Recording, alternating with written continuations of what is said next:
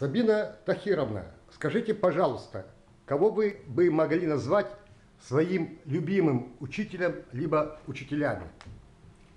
У меня два таких человека на самом деле. Любимый учитель в школе – это учитель математики Болодис Валентина Дмитриевна. Благодаря ей в старших классах я решала задания по алгебре и геометрии за первый курс университета. Она меня очень хорошо подготовила.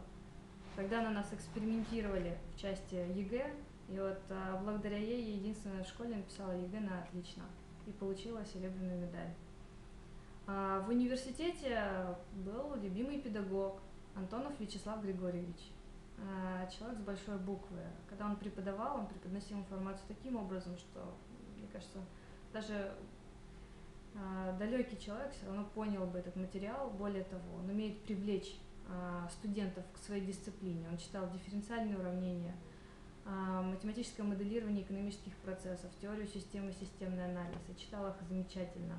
Это преподаватель от Бога, на мой взгляд. Он многого достиг в университете, и у него еще, на мой взгляд, все впереди. Спасибо. Угу.